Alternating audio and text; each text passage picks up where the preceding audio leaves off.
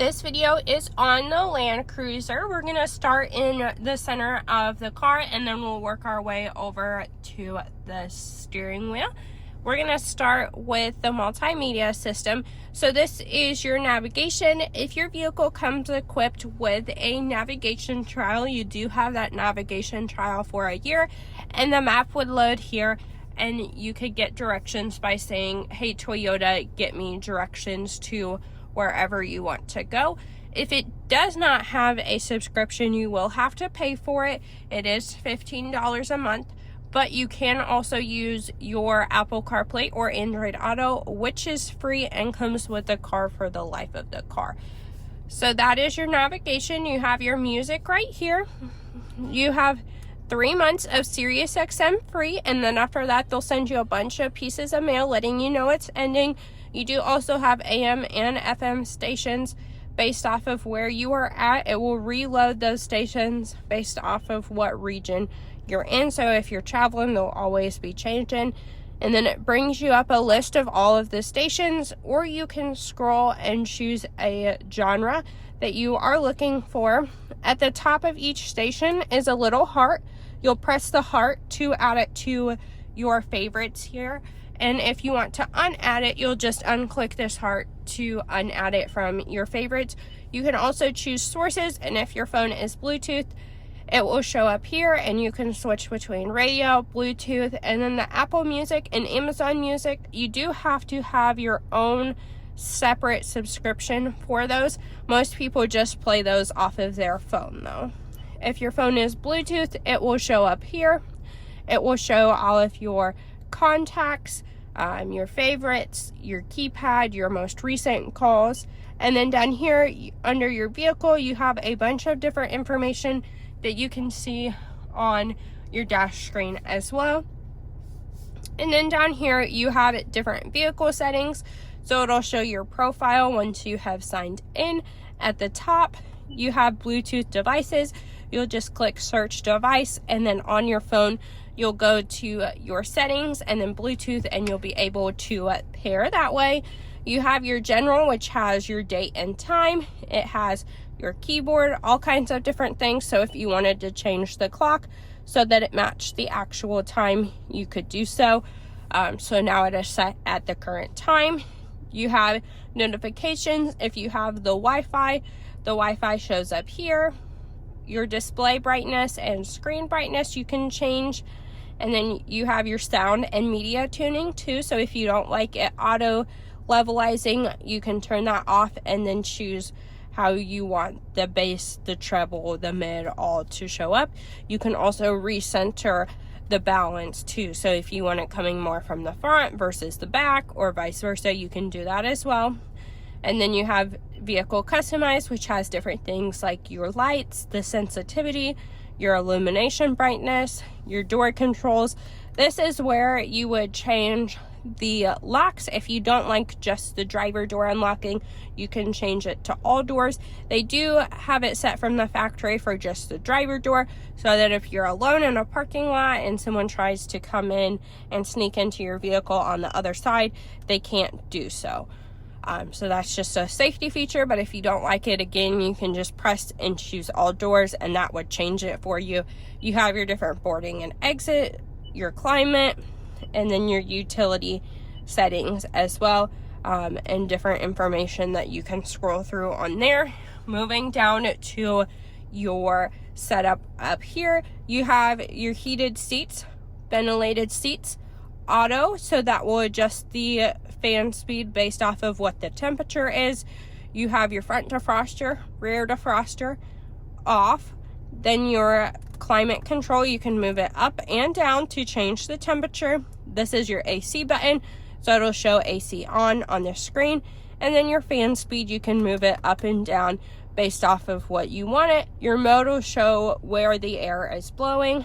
And then again, you have your passenger temperature, heated steering wheel, ventilated and heated seats for the passenger, rear circulation, and then you can control the rear climate from here as well. Then this button right here is your panoramic view monitor. That's going to show you the bottom and the top of your vehicle. This automatically comes up next to your backup camera, so it will show you next to your backup camera what's directly behind you and then what is around you from a bird's eye view as well. And that just automatically comes up. There's not anything you have to press for that to come up. Then you do have 3 USB-C chargers. If you are plugging in your charger for Apple CarPlay and you're wanting your phone to show Apple CarPlay, you'll want to plug it into this one, as this one is the one for Apple CarPlay, but all 3 of them will just regularly charge your phone. You do have a wireless charging pad right here, and then you have your different drive modes select, as well as your different drive modes, your multi-train select, and your DAC and your crawl control. So your DAC and your crawl control is going to help you going up and down hills if you're off-roading, and then your multi-train select is going to also help you when you are off-roading. There will be a more in-depth tutorial about these 3 on our YouTube page here soon as well. You do have 2 cup holders, your gear shifter, parking brake comes on automatically as soon as you shift into park, comes off automatically as soon as you shift out, and then your hold button, so if you're stuck in traffic, you can press your foot firmly on the brake, press this, and then let go. It'll hold you in place until you press on the gas. You have your traction control off, your stabilizing bar, your lock for your back and your front axles, and then you have your 4 high and 4 low for towing and off-roading. And then if you open up the center console, you do have a cool box in this trim level. You'll just turn the cool box on and it will start cooling whatever items you put in there. On the right hand side of your steering wheel, you have all of your controls for your cruise control, and then your left hand side will be your controls for the dash screen. You do have 2 types of cruise control. So the first one is your adaptive cruise control. That's what the vehicle is going to default to. So if you want to change that following distance, you'll press this button right here and it changes the following distance. You can see the lines changing up top. And then if you don't like the adaptive cruise control, the adaptive cruise control just measures how far behind the car in front of you you want to stay, and it'll slow you down based off of them. If you don't like that, you'll press this mode button right here and it will switch you to your regular cruise control, and then again you'll just press this button right here to set your cruise control.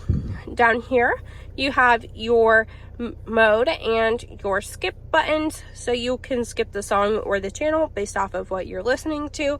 Your volume buttons over here, as well as your voice command button if you don't want to use Hey Toyota.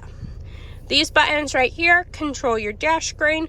You have your back button and your answer and your hang up button. So on your dash screen, you have 3 different levels. So you can use this side arrow to scroll through all 3 levels. Each level has 3 circles. So you have the circle on your left, the circle on your right, and then the middle turns into a circle too. So you can customize all 3 levels to see exactly what you are wanting to see. So you'll press and hold the OK button, and you can change each one to be what you want. We're going to go through the settings real quick before we talk about how to change your dash screen. So in the settings, you'll select the OK. The settings just show all of your vehicle settings and your safety settings. So this particular model has a heads-up display. So if you want to change the heads-up display, again, you'll go to the settings. You'll click and hold the OK for the HUD main, which is your heads-up display.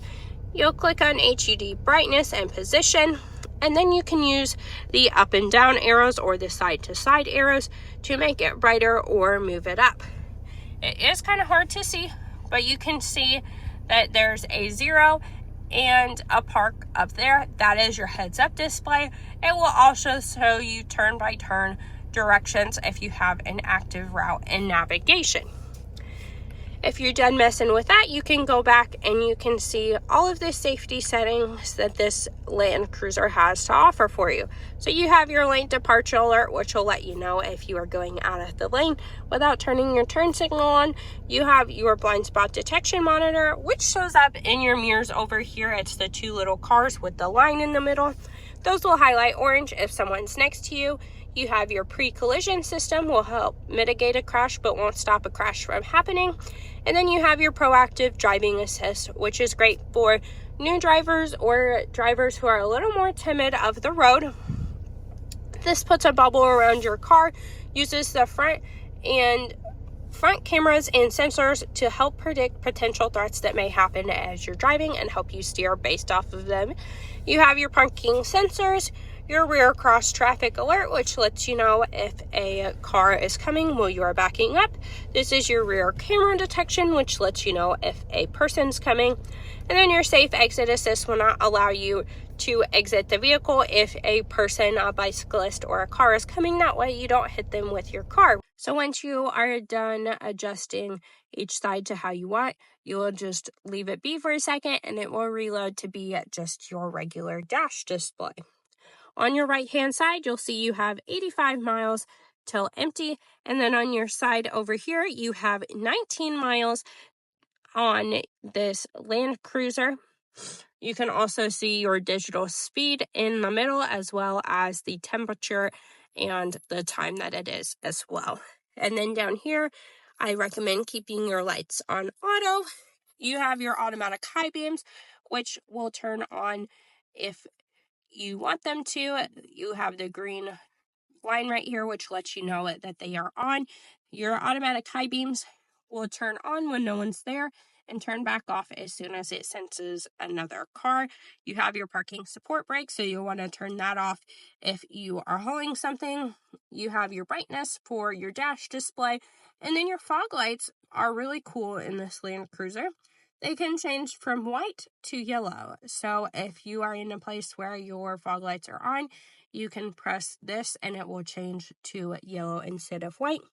Your AC outlet for the back, trunk button, gas button, and then your trailer brake controls are there as well. And then you have your hood button all the way at the bottom. On the door here, this will lock your back windows, regular window controls, lock, unlock. And then to adjust your mirrors, you'll press left or right, whichever side you want to move. You'll adjust it, choose the other side, and then you can click it. That way they don't move. This auto will fold in your mirrors when your vehicle is locked from the outside. And then this button right here just folds in your mirrors and it'll fold out your mirrors for you. And then down here you have your seat settings. So you'll press set and whatever number you want to program at the same time. So it's kind of hard to show you here, but you'll press set in 1 and it'll beep for you, or set in 2, whichever one you want to set. You do also have your controls up here for your mirror. So you do have a digital rear view mirror, or you can have just your regular one. And then you have 3 garage door buttons there. Lights up here. This will make your lights turn on when your door is open. This will turn all your inside lights on for you.